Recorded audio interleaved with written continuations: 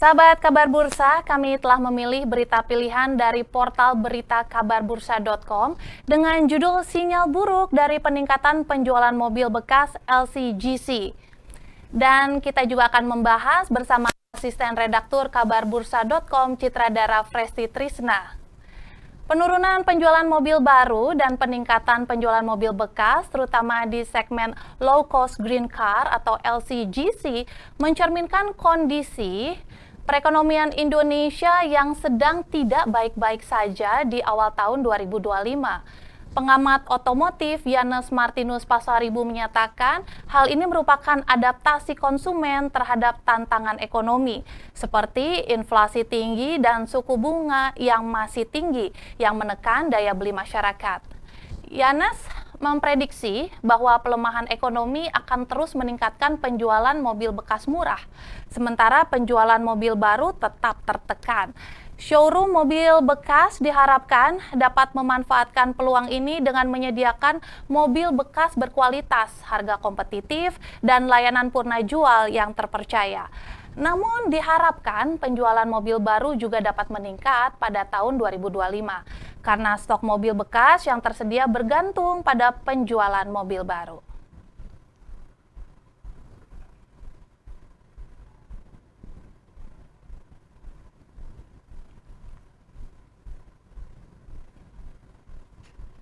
Dan untuk itu langsung saja kita akan membahasnya bersama asisten redaktur kabarbursa.com Citra Dara. Halo, selamat pagi.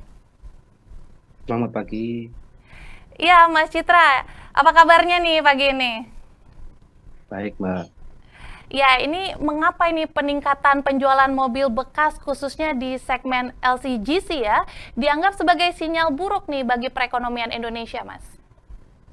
Oke, sebelum dikatakan sebagai sinyal buruk, kita dianalisa dari sisi itu dulu ya, dari sisi penjualan. Kalau dari sisi penjualan mobil di Indonesia untuk tahun 2024 kemarin, penjualan secara wholesale atau dari pabrikan ke dealer pada tahun 2004 itu jumlahnya 865.723 unit.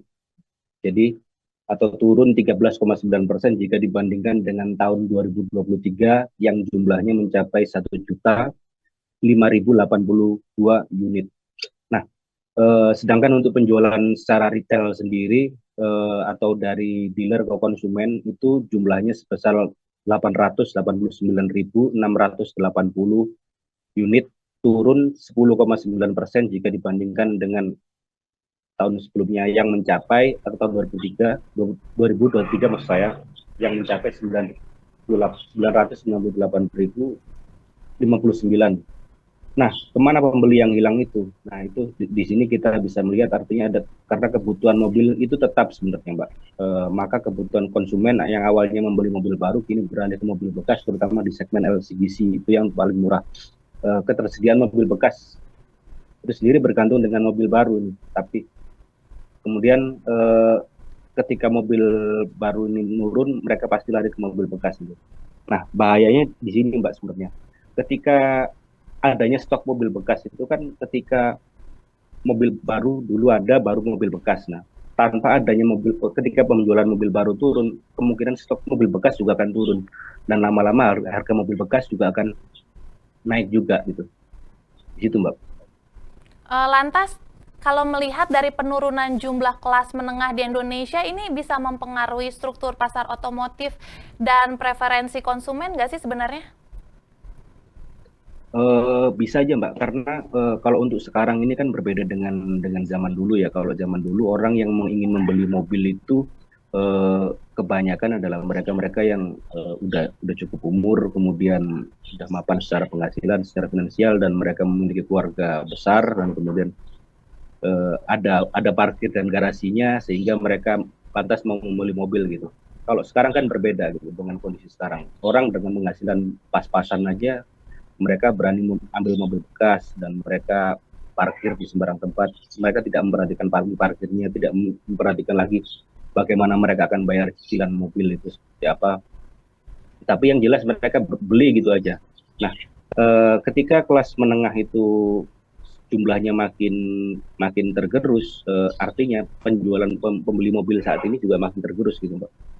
Eh, Kalau sekarang itu kan orang dasarnya untuk membeli mobil itu kan lebih banyak ke tren ya, pengaruh pergaulan, dan beda dengan dulu memang benar-benar kebutuhan. Kalau sekarang sudah bisa dilihat dari beberapa tahun sebelumnya, penjualan mobil itu bisa mencapai jutaan unit per tahun. Itu kan menunjukkan bahwasanya adanya peningkatan itu, dan rata-rata pembeli mobil itu adalah eh, milenial dan Gen Z itu sendiri. Jadi yang untuk usia baby boomer ke atas itu sudah mulai sedikit gitu. Dan jumlah kelas menengah, ketika jumlah kelas menengah tinggi, pembelian mobil semakin tinggi, kelas menengah turun, penjualan mobil juga ikut turun. Begitu Ya, nanti. ini jumlah penurunan atau jumlah masyarakat kelas menengah yang cenderung tergerus ini bisa menjadi tantangan sendiri ya untuk industri otomotif Indonesia. Nah, terus gimana nih agar industri otomotif Indonesia bisa beradaptasi dengan perubahan-perubahan preferensi konsumen dan tentunya menghadapi tantangan ekonomi juga ya saat ini ya, Mas Citra? Oke. Jadi kalau untuk saat ini industri-industri kendaraan itu mereka tidak akan, ibarat kata gini, mereka jual mobil dengan riset yang mendalam aja, ada kemungkinan nggak laku besar banget. Apalagi mereka nggak melakukan riset pasar. Dan bentuk riset pasar dari industri otomotif itu bisa dilihat dari bentuk mobil yang ada saat ini. Bentuk mobil-mobil baru yang ada saat ini untuk kisaran tahun 2002 dan sampai tahun 2024, terutama sampai 2025 ya. Untuk mobil baru yang kemarin baru launching di IMS kemarin, itu bisa kita katakan hampir semua mobil, semua pabrikan atau APM itu mereka berlomba-lomba untuk menghadirkan mobil dengan segmen segmen menengah ke bawah gitu, segmen untuk mengejar penurunan penurunan kelas menengah tadi. Jadi segmen-segmen yang dihadirkan adalah segmen-segmen LCGC, mobil-mobil kecil, itu pun sekarang makin banyak. Eh, Seperti kehadiran mobil listrik Wuling Air EV, kemudian Cloud EV, dan kemudian dengan mobil-mobil yang lain, kalau di Toyota ada Agya dan lain-lain. Itu kan bisa dilihat bahwasanya pabrikan saat ini selalu mengejar untuk bagaimana agar sesuai dengan pasarnya gitu. Nah, kalau Jadi Mas Citra, ya. bisa dibilang sampai beberapa tahun ke depan itu mobil-mobil yang hadir di Indonesia pasti akan mengarah ke LCGC memang gitu. Ya, memang ini sebenarnya untuk memasuki awal tahun 2025 saja kan sebenarnya penjualan mobil ini belum ada tanda-tanda perbaikan sebelumnya ya. Dan Ya. jika Mas Citra tadi bilang tampaknya ini 2025 momentum untuk peningkatan penjualan mobil bekas LCGC tampaknya bakal beralih ke arah sana. Apakah ini akan berlanjut sepanjang tahun 2025 begitu trennya atau mungkin ada perubahan tren lagi nih jika melihat dari kondisi-kondisi yang ada? Sebenarnya apa sih yang jadi faktor kunci arah tren ini tuh?